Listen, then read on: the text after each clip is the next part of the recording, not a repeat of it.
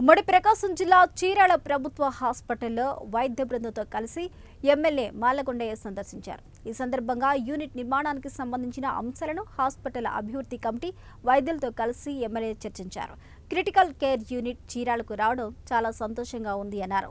వాస్తవానికి వైద్య కళాశాలలు జిల్లా కేంద్రాల్లో ఉండవలసిన యూనిట్ను చీరాలకు తెచ్చిన ఘనత కూటమి ప్రభుత్వానికి అన్నారు.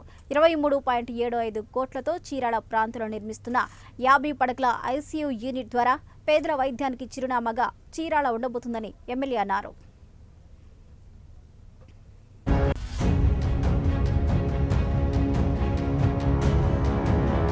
₹4,50,00,000 ప్రతిపాదనలు వచ్చినాయి.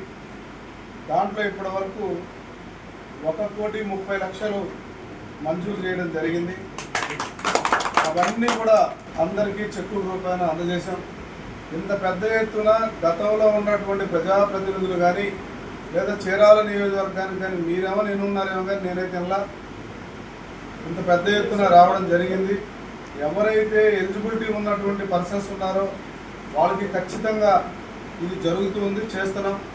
అలాగే 1-2 రోడ్లు తప్ప మిగతా అన్ని చూసుకుంటే ఇందాక మీకు చెప్పినట్టుగా దాదాపు రమారవి 70 కోట్ల రూపాయలు ఫండ్స్ వచ్చినాయి. ఇంకా రావాల్సినటువంటివి కూడా ఉన్నాయి.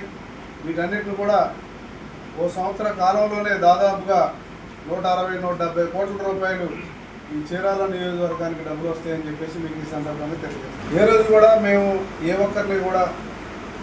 ఒక్క విషయంలో కూడా మేము అడగలేదు, చెప్పలేదు. ఏదో 1 or 2 ఇష్యూస్